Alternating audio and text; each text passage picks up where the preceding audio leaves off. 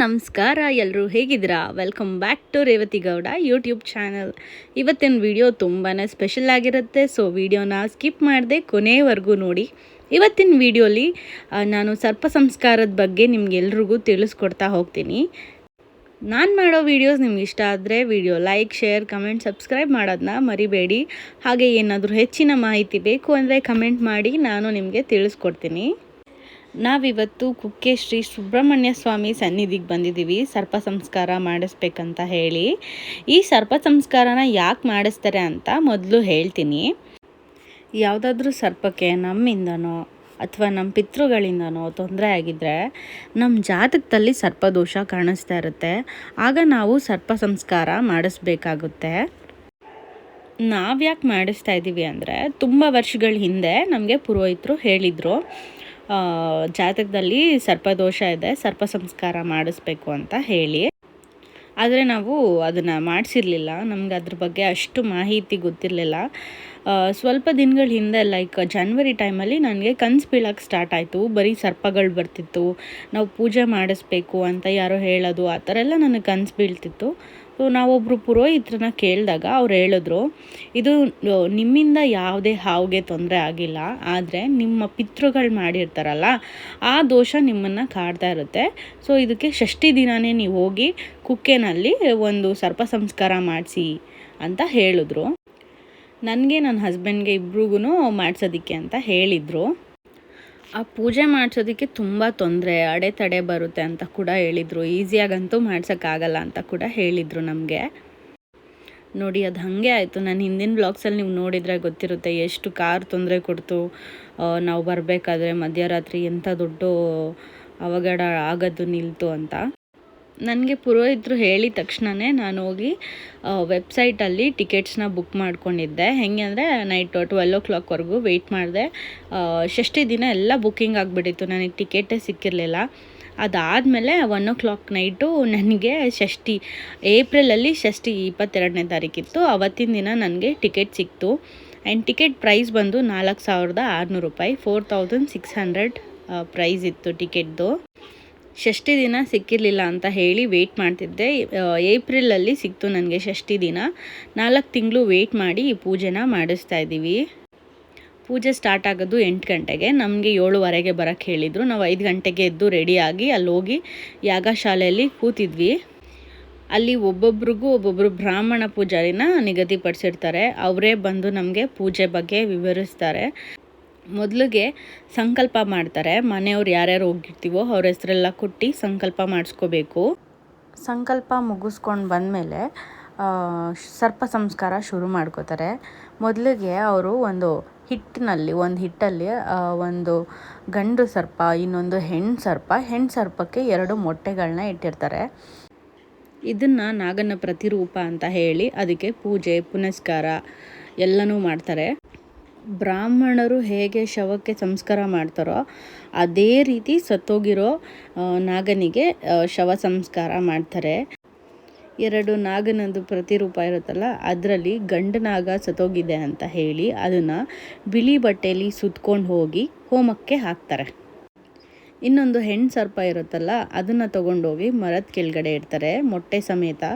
ಅದ್ರ ನಾಗ ಸಂತತಿ ನಶಿಸಿ ಹೋಗಬಾರ್ದು ಅಂತ ಹೇಳಿ ಅದನ್ನು ತಗೊಂಡೋಗಿ ಮರದ ಕೆಳಗಡೆ ಇಟ್ಟು ಬರ್ತಾರೆ.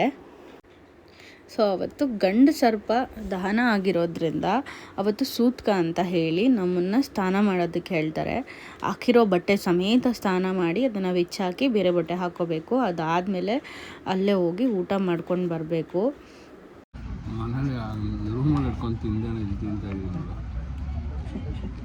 ರೂಮಲ್ಲಿ ದಾಹ ಆಗಿರ್ಬಲ್ಲ. ಪೂಜೆ ಎಲ್ಲ ತುಂಬ ಚೆನ್ನಾಗಾಯಿತು. ಆ್ಯಂಡ್ ಇವತ್ತಿಂದ ನಾವು ಈರುಳ್ಳಿ, ಬೆಳ್ಳುಳ್ಳಿ, ಹೋಟೆಲ್ಲು, ಬೇಕ್ರಿ ಐಟಮ್ಸ್ ಏನೂ ತಿನ್ನೋಂಗಿಲ್ಲ. ಹಂಗಾಗಿ ಅಲ್ಲೇ ಸಪ್ರೇಟಾಗಿ ಫುಡ್ಡೆಲ್ಲ ಅರೇಂಜ್ ಮಾಡಿರ್ತಾರೆ, ಅಲ್ಲಿ ಹೋಗಬೇಕು. ಅದಕ್ಕೆ ಇವಾಗ ಹಾಕ್ಕೊಂಡಿರೋ ಬಟ್ಟೆಗೆ ಹಂಗೆ ಹೋಗಿ ಸ್ನಾನ ಮಾಡಿ ಅಂದಿದ್ರು. ಸ್ನಾನ ಮಾಡ್ಕೊಂಡ್ವಿ, ಊಟಕ್ಕೆ ಹೋಗ್ಬೇಕು. ಊಟ ಮಾಡಿಕೊಂಡು ತಿರ್ಗಾ ಬಂದು ರೂಮಲ್ಲಿ ರೆಸ್ಟ್ ಮಾಡಿ ತಿರ್ಗಾ ಸಂಜೆ ಹೋಗಿ ದೇವಸ್ಥಾನ ಸುತ್ತಬಿಟ್ಟು ಅಲ್ಲಿ ಇವತ್ತು ತೇರು ಸೌಂಡ್ ಕಮ್ಮಿ ಕೊಡು.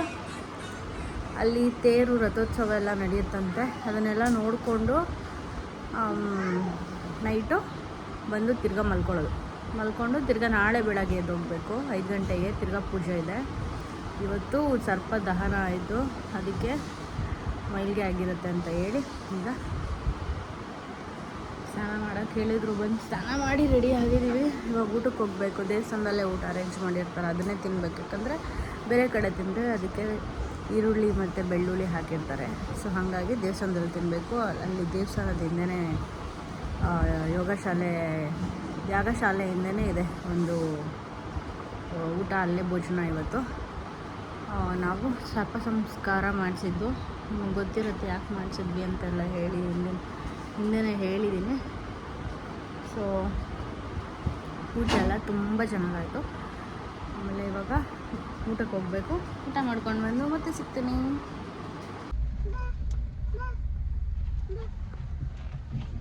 ಬಾ ಮುಂದೆ ಬಾ, ಹಿಂದೆ ಹೋಗು. ಹೆಂಗಿದ್ದಾರೆ ಗೈಡು? ಸೂಪರ್. ನಾವು ಇವಾಗ ಮಧ್ಯಾಹ್ನ ಊಟ ಮುಗಿಸ್ಕೊಬಂದು ಮಲ್ಕೊಂಡಿದ್ವಿ. ಎದ್ದು ಮುಖ ತೊಳ್ಕೊಂಡು ಮತ್ತೆ ದೇವಸ್ಥಾನ ಹತ್ರ ಹೋಗ್ತಾ ಇದ್ದೀವಿ. ದೇವಸ್ಥಾನ ಹತ್ರ ಹೋಗಿ ಇವತ್ತು ಅಲ್ಲೇನೇನೋ ಪೂಜೆ ನಡೀತಾ ಇದೆ, ಅದನ್ನೆಲ್ಲ ನೋಡಿಕೊಂಡು ರಥೋತ್ಸವ ಆಮೇಲೆ ಅದೇನೋ ಅವ್ರ ಒಳಗಡೆ ಎಲ್ಲ ಪೂಜೆ ನಡೀತಿದ್ಯಂತ ಇವತ್ತು ದೇವ್ರದ್ದು. ಅದೆಲ್ಲ ಮುಗಿಸ್ಕೊಂಡು ತಿರ್ಗಾ ನಾವು ಊಟ ಮಾಡೋಕ್ಕೆ ಹೋಗ್ಬೇಕು. ಈರುಳ್ಳಿ ಬೆಳ್ಳುಳ್ಳಿ ಹಾಕದೇ ಇರೋ ಅಂಥ ಊಟಗಳನ್ನ ಮಾಡಿರ್ತಾರೆ ಸಪ್ರೇಟಾಗಿ. ಅಲ್ಲೋಗಿ ಊಟ ಮಾಡಿಕೊಂಡು ಹೊರಡ್ಬೇಕು ನಾವು ಇವಾಗ.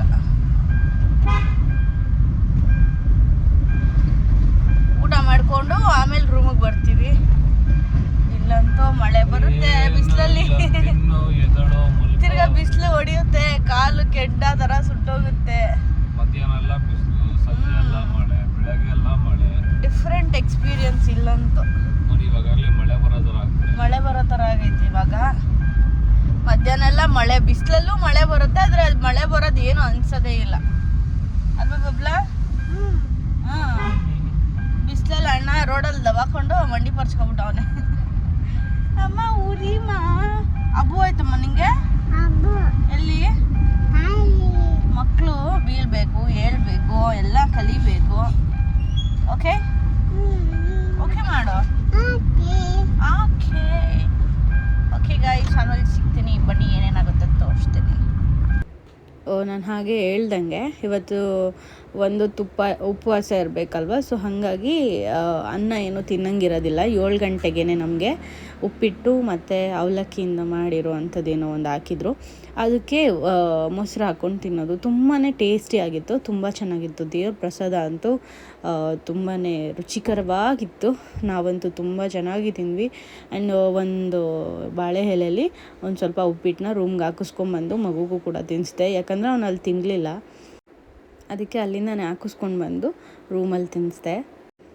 ಊಟ ಮುಗಿಸ್ಕೊಂಡು ಬಂದಮೇಲೆ ದೇವಸ್ಥಾನಕ್ಕೆ ಹೋಗಿ ದೇವಸ್ಥಾನ ಪೂರ್ತಿ ಸುತ್ತಬೇಕಿತ್ತು, ಹಾಗಂತ ಹೇಳಿ ಪುರೋಹಿತರು ಹೇಳಿದರು. ಹಾಗಾಗಿ ನಾವು ದೇವಸ್ಥಾನನ ಸುತ್ತಿ ಅಲ್ಲೊಂದಷ್ಟು ಪೂಜೆ ನಡೀತಿತ್ತು, ಅದನ್ನು ದೂರದಿಂದನೇ ನಿಂತ್ಕೊಂಡು ನೋಡಿ ಬಂದ್ವಿ ಆಚೆಗೆ. ಅದು ಕೊಡ್ಸಿದ್ರು ನಾವು ಒಡೆಯಕ್ಕೆ ಬರಬೇಕಲ್ಲ. ಹಬ್ಬ ನೋಡೋ ಚೋಟು ಸರ್ಕಸ್ ಮಾಡ್ತಾನೆ. ನೀನು ನೋಡಿದ್ಬಿಟ್ರೆ ಹಸು ನೋಡಿಲ್ಲ, ಹಸು ಪುಟಾಣಿ ಹಸು. ನಮ್ಮ ಬಬ್ಲುಗೆ ಹಠ ಸ್ಟಾರ್ಟ್ ಮಾಡವನೆ. ಏನೋ ಆಕಾಶಕ್ಕೆ ಬಿಡ್ತಾರಲ್ಲ ಅಂಥದ್ದು ಬೇಕು ಅಂತ. ಅವ್ರ ಅಪ್ಪ ಕೊಡಿಸ್ತೀನಿ ಅಂತಾರೆ, ಮಾರೋರೆ ಸಿಗ್ತಾ ಇಲ್ಲ ಬಾಬಾ. ಅಪ್ಪು ನೀನು ಕೊಡ್ಸಲ್ಲ ಅಂದಾಗ ಸಿಗ್ತಾರೆ, ನೀನು ಕೊಡಿಸ್ತೀನಿ ಅಂದಾಗ ಯಾರು ಸಿಗೋದೇ ಇಲ್ವಲ್ಲ ಅಪ್ಪು. ಯಾಕಾರು ಕಾರ್ ಬೇಡ, ಅನಿಮಲ್ಸ್ ತಗೋ. ಆನೆ ಬೇಕು, ಆನೆ ಬಬ್ಲಾ.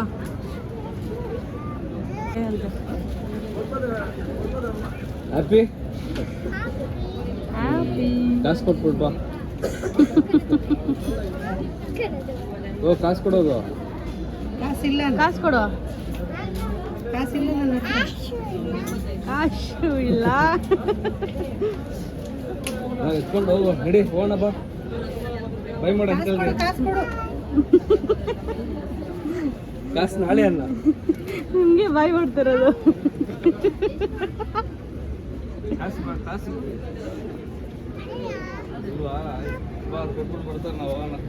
ಕೊಡೋದು ಕೊಡ ಪಪ್ಪ ಹಿಡ್ಕೊಳ್ಳುತ್ತೆ.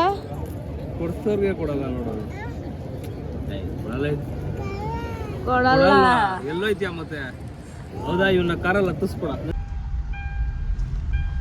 ಎಲ್ಲಿ ಬಂದ್ರೆ ಬೇಜಾರೇ ಹಾಕಲ್ಲ, ಯಾಕಂದ್ರೆ ನಮ್ಮ ಬಬ್ಲುದೇ ಕಾಮಿಡಿ ಫುಲ್ಲು. ಒಳ್ಳೆ ಮಜಾ ಇರುತ್ತೆ ಇವನ ಜೊತೆ ಬರೋದೇ, ಟ್ರಾವೆಲ್ ಮಾಡೋದೇ ಒಂಥರ ಬೋರೇ ಅನ್ಸಲ್ಲ ಅಪ್ಪು. ಈಗ ಕಲ್ತ್ಬಿಟ್ಟು ಒಂದು ಮಾತು, ಇನ್ನೊಂದು ಸ್ವಲ್ಪ ಮಾತು. ಮುಂಚೆ ಎಲ್ಲ ಟಿವಿ ಹಾಕು ಅನ್ನಕ್ಕೆ ಆಚು ಆಚು ಆಚು ಅನ್ನೋನು, ಇವತ್ತು ಟಿವಿ ಹಾಕಿ ಹಾಕು ಎಲ್ಲ ಹೇಳ್ತಾನೆ. ಟ್ರಿಪ್ಪಿಗೆ ಬಂದ್ಬಿಟ್ಟು ಸ್ಪಷ್ಟತೆ ಚೆನ್ನಾಗಿ ಬರ್ತಾ ಇದ್ದಾಳೆ, ಪದಗಳಲ್ಲಿ ಉಚ್ಚಾರಣೆ ಚೆನ್ನಾಗಿ ಮಾಡ್ತಾ ಇದ್ದೆ ನನ್ನ ಬಂಗಾರಿ. ಗಾಳಿ ಬಂತಲ್ಲ, ಪ್ರೊನೌನ್ಸಿಯೇಷನ್ ಎಲ್ಲಿ ಕಲ್ತೆ ಸ್ವಾಮಿ? ಯಾರು ಹೇಳ್ಕೊಡ್ತಾರದ್ ನಿಂಗೆ? ಹ್ಯಾಪಿ ಹ್ಯಾಪಿ ಗೊತ್ತು, ಹ್ಯಾಪಿ ಗೊತ್ತು. ಬೇರೆ ಎಲ್ಲ ಹೆಂಗ್ ಕಲಿತಾ ಇದೆಯಾ ಭಾಷೆ? ಎಂತ ಮರ್ರೆ ಅನ್ನು ಒಬ್ಳು, ಎಂತ ಮರ್ರೆ ಅನ್ನು? ಹ್ಯಾಪಿ ಎಂತ ಮರ್ರೆ. ಇನ್ಫ್ಲೂಯೆನ್ಸ್ ಆಗಿದ್ದೀವಿ ದಕ್ಷಿಣ ಕರ್ನಾಟಕದವ್ರನ್ನ ನೋಡಿ. SLR ರೆಸಿಡೆನ್ಸ್ಗೆ ಈ ಕಡೆಯಿಂದ ಪಾರ್ಕಿಂಗ್ ಐತಪ್ಪು, ಆ ಕಡೆಯಿಂದ ನೀನ್ ರೆಸ್ಟೋರೆಂಟಿಗೆ ಅಲ್ಲಿಂದ ಹೋಗಿ ನಿಲ್ಲಿಸ್ಬೇಕು.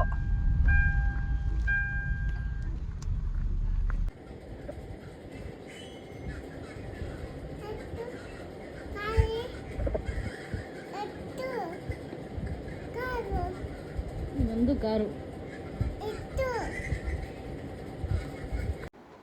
ಇದು ನೆಕ್ಸ್ಟ್ ಡೇ ಬೆಳಗ್ಗೆ 5:15 ಬರೋಕ್ಕೆ ಹೇಳಿದರು. ಬೆಳಗ್ಗೆ 5:15 ನಾವು ಎದ್ದು ಹೋದ್ವಿ ಯಾಗಶಾಲೆಗೆ. ಅಲ್ಲಿ ಹೋದ್ಮೇಲೆ ನಿನ್ನೆ ಸರ್ಪ ಸಂಸ್ಕಾರ ಮಾಡಿದ್ರಲ್ಲ, ಆ ಹಾವಿಗೆ ಇವತ್ತು ಪೂಜೆ ಮಾಡಿ ಅದ್ರ ಆತ್ಮಕ್ಕೆ ಶಾಂತಿ ಕೊಡಿಸಿ ನಮ್ಮ ಕೈಲೆಲ್ಲ ಪೂಜೆ ಮಾಡಿಸಿದ್ರು. ಅದೆಲ್ಲ ಮುಗಿದ ಮೇಲೆ ಬ್ರಾಹ್ಮಣ ಹುಡುಗರು ಬಂದಿದ್ದರು. ಆ ಮಕ್ಕಳಿಗೆ ದಾನ ಕೊಡೋದಕ್ಕೆ ಹೇಳಿದ್ರು. ಅವರಿಗೆ ದಾನ ಕೊಟ್ಟ ಮೇಲೆ ಗೋಪೂಜೆ ಇಟ್ಟಿದ್ರು. ಗೋಪೂಜೆ ಅಂದರೆ ಅಲ್ಲೇ ಒಂದು ಗೋವು ಇರುತ್ತೆ, ಅದಕ್ಕೆ ನಾವು ಪೂಜೆ ಮಾಡಿ ಒಂದಷ್ಟು ಕಾಣಿಕೆ ಅಂತ ಕೊಟ್ಟು ಬರಬೇಕು. ಇದೆಲ್ಲ ಆದಮೇಲೆ ಇವತ್ತು ಸೂತಕ ಕಳ್ಕೊಳ್ಳೋದು ಇತ್ತಲ್ಲ, ಸೊ ಹಾಗಾಗಿ ಎಲ್ಲ ಪೂಜೆ ಪುನಸ್ಕಾರ ಎಲ್ಲನೂ ಮುಗಿಸಿದ್ರು. ಒಂದು 8:30 9 ಗಂಟೆ ಅಷ್ಟರಲ್ಲಿ ಪೂಜೆ ಎಲ್ಲ ಮುಗಿದೋಯ್ತು. ಪೂಜೆ ಮುಗಿಸ್ಕೊಂಡು ನಾವು ಆದಿ ಸುಬ್ರಹ್ಮಣ್ಯ ಸ್ವಾಮಿ ದೇವಸ್ಥಾನಕ್ಕೆ ಹೋಗಿ ಅಲ್ಲಿ ಪೂಜೆ ಮಾಡಿಕೊಂಡು, ಅಲ್ಲಿ ಸುತ್ತಕ್ಕೆ ಹೇಳಿದರು. ದೇವಸ್ಥಾನ ಸುತ್ತಿ ನಮಸ್ಕಾರ ಮಾಡಿಕೊಂಡು ಅಲ್ಲಿ ಮಣ್ಣು ಪ್ರಸಾದ ಅಂತ ಕೊಡ್ತಾರೆ. ಆ ಮಣ್ಣಿನ ಪ್ರಸಾದನ ನಾವಿರೋ ಅಂಥ ಜಾಗಕ್ಕೆ ತಂದು ಹಾಕಬೇಕು. ಸೊ ನಾವು ನಮ್ಮ ಮನೆಗೆ, ನಮ್ಮ ಸೈಟ್ಗಳಿಗೆಲ್ಲದಕ್ಕೂ ಹಾಕಿದ್ವಿ. ಹೂವು ಅಲ್ಲಿ ಪೂಜೆ ಮಾಡಬೇಕಾದ್ರೆ ಅರ್ಶಿಣದಲ್ಲಿ ಬರೆದಿರ್ತಾರಲ್ಲ, ಆ ಅರ್ಶಿಣ ಮತ್ತು ಇಲ್ಲಿ ಸಿಗುವಂತಹ ಮಣ್ಣು, ಅದು ಎರಡನ್ನೂ ಕೊಡ್ತಾರೆ. ನಾವು ಅದನ್ನು ತೊಗೊಂಡೋಗಿ ಹಾಕಬೇಕು ನಮ್ಮ ಜಾಗಗಳಿಗೆ, ನಾವು ಇರೋವಂಥ ಜಾಗಗಳಿಗೆ, ನಾವು ನಮ್ಮ ಬಿಲ್ಡಿಂಗಿಗೆ, ನಮ್ಮ ಸೈಟ್ಗಳಿಗೆ ಎಲ್ಲದಕ್ಕೂ ಹಾಕಿದ್ವಿ. ಆದಿ ಸುಬ್ರಹ್ಮಣ್ಯ ಸ್ವಾಮಿ ದೇವಸ್ಥಾನದ ಹಿಂದೆಗಡೆನೇ ನದಿ ಇದೆ, ಕುಮಾರಧಾರ. ಅಲ್ಲಿ ನಾವು ಈ ಥರ ಕಲ್ಲುಗಳಿರುತ್ತೆ, ಆ ಕಲ್ಲುಗಳಲ್ಲಿ ಜೋಡಿಸಿ ಇಟ್ಟರೆ ನಾವು ಮನೆ ಕಟ್ಟೋ ಆಸೆ ಇದ್ದರೆ ಅದು ಈಡೇರುತ್ತೆ ಅಂತ ಒಂದು ನಂಬಿಕೆ ಇದೆ. ಇವಾಗೆಲ್ಲರೂ ಹೇಳ್ತಾರಲ್ಲ ಮ್ಯಾನಿಫೆಸ್ಟೈಸೇಷನ್ ಅಂತ, ಹಾಗೆ ಇದೇನು ಮೂಢನಂಬಿಕೆ ಅಲ್ಲ, ನಂಬಿಕೆ. ನಾವೇನು ಅನ್ಕೋತೀವೋ ಅದೇ ಆಗತ್ತಲ್ವಾ. ಸೊ ಇವತ್ತು ನಾವು ಇಲ್ಲಿ ನಿಂತ್ಕೊಂಡು ಏನು ಆಲೋಚಿಸ್ತೀವೋ, ನಾವು ಹಿಂಗೆ ಆಗಬೇಕು, ನಾವು ಹಿಂಗೆ ಮಾಡಬೇಕು ಅಂತೀವೋ ಅದನ್ನೇ ಮಾಡೋದು, ಅದನ್ನೇ ಮ್ಯಾನಿಫೆಸ್ಟೈಸೇಷನ್ ಅನ್ನೋದು. ಅದಕ್ಕೆ ದೇವಸ್ಥಾನದಲ್ಲಿ ಬಂದು ನಾವು ಮ್ಯಾನಿಫೆಸ್ಟೈಸೇಷನ್ ಮಾಡ್ತಾಯಿದ್ದೀವಿ. ಇಲ್ಲಿಗೆ ಸರ್ಪ ಸಂಸ್ಕಾರ ಪೂಜೆ ಮುಗೀತು. ಇನ್ನೊಂದು 3 ದಿನ ಅಂದರೆ ಪೂಜೆ ಮಾಡೋಕ್ಕೆ ಸ್ಟಾರ್ಟ್ ಮಾಡಿ 2 ದಿನ ಆಯಿತು. ನಾಳೆಗೆ 3 ದಿನ. ಸೊ 3 ದಿನ ನಾವು ಈರುಳ್ಳಿ ಬೆಳ್ಳುಳ್ಳಿ ಹಾಕಿರೋ ಊಟನ ಮಾಡ್ದಂಗೆ ಇರಬೇಕು. ಅದಾದಮೇಲೆ ಒಂದು 12 ದಿನ 15 ದಿನ ನಾವು ನಾನ್ ವೆಜ್ ತಿನ್ನಂಗಿರೋದಿಲ್ಲ. ಸೊ ಹಾಗಾಗಿ ನಾವು ಎಲ್ಲೂ ಹೋಟೆಲಲ್ಲೆಲ್ಲೂ ನಿಲ್ಲಿಸಿದ್ರು. ಬರೀ ಕಾಫಿ ಟೀ ಜ್ಯೂಸ್ ಅಷ್ಟೇ ಕುಡ್ದಿದ್ದು. ತಿರ್ಗಾ ಮನೆಗೆ ಬಂದು ನಾವು ಊಟ ಮಾಡಿದ್ದು. ಇವತ್ತು ಪೂಜೆ ಮುಗಿಸ್ಕೊಂಡು ನಾವು ಇಲ್ಲಿಂದ ಹೊರಡ್ತಾ ಇದ್ದೀವಿ. ಯಾಕಂದರೆ ಸರ್ಪ ಸಂಸ್ಕಾರ ಪೂಜೆ 2 ದಿನ ನಡೆಯುತ್ತೆ. 2 ದಿನವೂ ಪೂಜೆ ಎಲ್ಲ ಮಾಡಿ ಮುಗಿಸ್ಕೊಂಡು ಇವತ್ತಿಂದ ನಾವು ಮನೆಗೆ ಹೊರಡ್ತಾ ಇದ್ದೀವಿ. ನಾನು ಸರ್ಪ ಸಂಸ್ಕಾರದ ಬಗ್ಗೆ ಕೊಟ್ಟಿರೋ ಮಾಹಿತಿ ನಿಮಗೆಲ್ಲ ಅರ್ಥ ಆಗಿದೆ ಆ್ಯಂಡ್ ಯೂಸ್ಫುಲ್ ಆಗಿದೆ ಅಂತ ತಿಳ್ಕೊತೀನಿ. ಸರ್ಪ ಸಂಸ್ಕಾರನ ಸರ್ಪಕ್ಕೆ ತೊಂದರೆ ಕೊಟ್ಟಿರೋರೇ ಮಾಡಬೇಕು ಅನ್ನೋದೇನಿಲ್ಲ, ಯಾರು ಬೇಕಾದರೂ ಮಾಡಿಸ್ಬೋದು. ನಮ್ಮ ಹಿಂದಿನ ಪೂರ್ವಜರು ಮಾಡಿರೋ ಇದನ್ನು ಕೂಡ ನಾವು ಅದನ್ನು ಪಾಪಗಳನ್ನ ಕಳ್ಕೊಬೇಕಾಗಿರುತ್ತೆ. ಸೊ ನಾವು ಇದನ್ನು ಮಾಡಿಸೋದ್ರಿಂದ ತುಂಬಾ ಒಳ್ಳೆಯದು, ನಮ್ಮ ಮುಂದಿನ ಪೀಳಿಗೆಗೂ ಒಳ್ಳೆಯದಾಗಲಿ ಅಂತ ಹೇಳಿ ನಾವು ಈ ಪೂಜೆನ ಮಾಡಿಸಿರೋದು. ಪೂಜೆ ಎಲ್ಲ ಮುಗೀತು. ಊಟನೂ ಆಯಿತು, ತಿಂಡಿ ಆಯಿತು. ತಿಂಡಿ ತಿನ್ಕೊಂಡು ವಾಪಸ್ ರೂಮ್ಗೆ ಹೋಗಿ ಪ್ರಸಾದ ಎಲ್ಲ ಇಟ್ಬಿಟ್ಟು ಮತ್ತೆ ದೇವಸ್ಥಾನ ಹತ್ರ ಹೋಗಬೇಕು. ಒಂದು ಸ್ವಲ್ಪ ಹೊತ್ತು ಬಿಟ್ಕೊಂಡು ಸೊ ಬನ್ನಿ ಹೋಗೋಣ. ಸರ್ಪ ಸಂಸ್ಕಾರ ಆಗಲಿ, ಆಶ್ಲೇಷ ಪೂಜೆ ಆಗಲಿ, ಯಾವುದೇ ಪೂಜೆ ಪುನಸ್ಕಾರ ಇದ್ರೂ ಅದು ತುಂಬ ಪವರ್ಫುಲ್ ಆಗಿರೋ ಜಾಗದಲ್ಲೇ ಮಾಡಿಸ್ಬೇಕು. ಎಲ್ಲಿ ಮಾಡಿಸಿದ್ರೂ ಅದು ಪರಿಹಾರ ತಗೊಳ್ಳೋದು ಒಂದೇ ಕ್ಷೇತ್ರದಲ್ಲಿ, ಅದು ಕುಕ್ಕೆ ಶ್ರೀ ಸುಬ್ರಹ್ಮಣ್ಯ ಸ್ವಾಮಿ ಜಾಗದಲ್ಲಿ. ಇಲ್ಲಿ ಎಷ್ಟು ಪವರ್ಫುಲ್ ಮಣ್ಣು ಇದು ಅಂತ ಹೇಳಿದ್ರೆ, ಇಲ್ಲಿ ಸಾಕ್ಷಾತ್ ಸುಬ್ರಹ್ಮಣ್ಯ ಸ್ವಾಮಿನೇ ನೆಲೆ ನಿಲ್ಲಿಸಿದ್ದಾರೆ ನಾಗನ ರೂಪದಲ್ಲಿ ಅಂತ ಹೇಳ್ತಾರೆ. ಯಾವುದೇ ಚರ್ಮ ರೋಗ ಇದ್ದರೂ, ಯಾವುದೇ ಕಾಯಿಲೆ ಇದ್ದರೂ ಕುಮಾರಧಾರ ನದಿಗೆ ಬಂದು ನಾವು ಜಸ್ಟ್ ಅಲ್ಲಿ ಸ್ನಾನ ಮಾಡಿದ್ರೆ ಸಾಕಂತೆ ಎಲ್ಲ ಚರ್ಮ ರೋಗಗಳು ಪರಿಹಾರ ಆಗುತ್ತಂತೆ. ಅಷ್ಟು ಪವರ್ಫುಲ್ ಆಗಿರೋ ನಮ್ಮ ಕರ್ನಾಟಕದ ಒಳಗಡೆ ಇರೋಂತಹ ಶ್ರೀ ಕುಕ್ಕೆ ಸುಬ್ರಹ್ಮಣ್ಯ ಸ್ವಾಮಿ ದೇವಸ್ಥಾನ. ಸರ್ಪದೋಷ ಆಗಲಿ, ಯಾವುದೇ ಥರ ತೊಂದರೆ ಇರಲಿ, ಬಿಸ್ನೆಸ್ಸಲ್ಲಿ ಏಳಿಗೆ ಇಲ್ವಾ, ಅಥವಾ ಫ್ಯಾಮಿಲಿನಲ್ಲಿ ತೊಂದರೆನಾ, ಅಥವಾ ಯಾರಾದರೂ ತೊಂದರೆ ಕೊಡ್ತಾ ಇದ್ದಾರೆ, ಏನೇ ಇದ್ದರೂ ನಾವಿಲ್ಲಿ ಬಂದು ಒಂದು ಪೂಜೆ ಮಾಡಿಸಿದ್ರೆ ಸಾಕು, ಜೀವನದಲ್ಲಿ ಅಭಿವೃದ್ಧಿ ಹೊಂದುತ್ತೀವಿ. ನಮ್ಗೆ ಯಾವುದೇ ಅಬ್ಸ್ಟ್ರಕಲ್ಸ್ ಇದ್ರೂ, ಯಾವುದೇ ನಮಗೆ ಅಡೆತಡೆಯಾಗಿ ನಿಂತಿದ್ರೂ ಅದರಿಂದ ನಮಗೆ ಬಿಡುಗಡೆ ಸಿಗುತ್ತೆ. ಅದು ಕುಕ್ಕೆನಲ್ಲಿ ಮಾತ್ರ. ಬೆಳಗ್ಗೆ ಪೂಜೆ ಮುಗೀತು. ತಿರ್ಗಾ ಮಧ್ಯಾಹ್ನ ದೇವಸ್ಥಾನಕ್ಕೆ ಹೋಗಿ ದರ್ಶನ ಮುಗಿಸ್ಕೊಂಡ್ವಿ. ಹೋಗಿ ಬೇಗನೆ ದರ್ಶನ ಮಾಡಿಕೊಂಡು ಪ್ರಸಾದ ತಗೊಂಡು, ಆಮೇಲೆ ನಾಗ ಪ್ರತಿಷ್ಠಾಪನೆ ಇತ್ತು, ಅದು ಮುಗಿಸ್ಕೊಂಡು ಆಮೇಲೆ ದೇವ್ರ ಹತ್ರ ಹೋಗಿ ದೇವ್ರ ಪೂಜೆ ಮುಗಿಸ್ಕೊಂಡು ಬಂದ್ವಿ. ಆಮೇಲೆ ರೂಮಲ್ಲಿ ಒಂದು ಸ್ವಲ್ಪ ಎಲ್ಲ ಪ್ಯಾಕ್ ಮಾಡೋದಿತ್ತು, ಪ್ಯಾಕ್ ಮಾಡಿಕೊಂಡು ಇವಾಗ ಚೆಕ್ಔಟ್ ಆದ್ವಿ. ಬೆಂಗಳೂರಿಗೆ ಹೊರಡ್ತಾ ಇದ್ದೀವಿ. ಎಲ್ಲ ದೇವಸ್ಥಾನ ದರ್ಶನನೂ ತುಂಬ ಚೆನ್ನಾಗಾಯಿತು. ಅಂದ್ಕೊಂಡೇ ಇರಲಿಲ್ಲ ಇಷ್ಟು ಚೆನ್ನಾಗಾಗುತ್ತೆ ದರ್ಶನ ಅಂತ. ಆ್ಯಂಡ್ ತುಂಬ ಖುಷಿ ಆಗ್ತಿದೆ. ಒಳ್ಳೆ ಮೆಮೊರೀಸ್ನ ತೊಗೊಂಡು ಹೊರಡ್ತಾ ಇದ್ದೀವಿ ಮನೆಗೆ. ಟ್ರಿಪ್ಪಲ್ಲಿ ಒಳ್ಳೆ ಮೆಮೊರೀಸ್ ಇತ್ತು. ಆ್ಯಂಡ್ ಈಗ ನಾವು ಮನೆಗೆ ಹೋಗ್ತಾ ಇದ್ದೀವಿ. ಬೆಂಗಳೂರಿನ್ನು 280 ಕಿಲೋಮೀಟ್ರ್ ಇದೆ. ಇವತ್ತು ಸಂಜೆ ಅಷ್ಟರಲ್ಲಿ ಮನೆ ರೀಚ್. ಹೆಂಗನ್ಸ್ತಪ್ಪು ಟ್ರಿಪ್ಪು? ಸೂಪರ್ ಆಗಿತ್ತು. ಮೇನ್ ಏನಂದ್ರೆ ಎಂಜಾಯ್ಮೆಂಟು ಚೆನ್ನಾಗಿತ್ತು. ಇನ್ನೊಂದು ದೇವಸ್ಥಾನಗಳ ದರ್ಶನ ಮಾತ್ರ ಸೂಪರ್ ಆಗಾಯ್ತು. ಯಾವ ಸಲಿನೂ ಅನ್ಕೊಂಡಿರಲಿಲ್ಲ ಇಷ್ಟು ಫ್ರೀ ಆಗಿ ನಾವು ದರ್ಶನಗಳು ಮಾಡ್ತೀವಿ. ಆಮೇಲೆ ಅಷ್ಟು ರಶ್ ಇದ್ರು ಒಂಥರ ಸುಮ್ಮನೆ ಡೈರೆಕ್ಟ್ ಬಂದ್ವಲ್ಲ, ಏನು ಇದೇ ಅನ್ನಿಸ್ಲಿಲ್ಲ ನಮ್ಗೆ, ರಿಸ್ಕ್ ಅಂತಾನೆ ಅನ್ನಿಸ್ತಾ ಇರ್ಲಿಲ್ಲ. ಒಳ್ಳೆ ಚೆನ್ನಾಗಿ ದರ್ಶನ. ಕೆಲವೊಂದ್ ಕಡೆ ಹಂಗೆ ಡೈರೆಕ್ಟ್ ಆಗಿ ಬಿಟ್ಬಿಟ್ರು, ಕೆಲವೊಂದ್ ಕಡೆ ರಶ್ ಇದ್ದಾಗ, ಕೆಲವೊಂದ್ ಕಡೆ ಅಯ್ಯೋ ಅನ್ನಿಸ್ಬಿಟ್ರು. ಕುಕ್ಕೆಲ್ಲಂತೂ ಆರಾಮಾಗಿ ದರ್ಶನ ಆಯ್ತು. ಎಲ್ಲ ಪೂಜೆ ಚೆನ್ನಾಗಾಯ್ತು. ಒಳ್ಳೆ ಎಂಟ್ರಿ ಸಿಕ್ತು ಎಲ್ಲ ಕಡೆನೂ. ಸೂಪರ್ ಆಗಿತ್ತು ಒಟ್ನಲ್ಲೆಲ್ಲ. 2 ದಿನ ಪೂಜೆ ಇತ್ತು, ಅದು ಕೂಡ ತುಂಬ ಚೆನ್ನಾಗಾಯ್ತು. ಇವಾಗ ಹೊರಡ್ತಾ ಇದೀವಿ ಮನೆಗೆ. ಹೆಂಗನ್ಸ್ತು ಮಮ್ಮಿ? ಖುಷಿ ಆಯ್ತು, ಚೆನ್ನಾಗಿತ್ತು. ಪೂಜೆ ಎಲ್ಲ ಹೆಂಗ್ ನಡೀತು? ಎಲ್ಲ ಚೆನ್ನಾಗಾಯ್ತು, ಒಳ್ಳೆ ದರ್ಶನ ಆಯ್ತು. ನಮ್ಮ ಅಮ್ಮಂಗೆ ಟಯರ್ಡ್ ಆಯ್ತು. ಈಗ ಮನೆಗೆ ಯಾವಾಗ ಹೋಗ್ತೀನೋ ಅನ್ನಿಸ್ತೈತೆ. ಅಪ್ಪ, ನಮ್ಮ ಬೆಂಗಳೂರು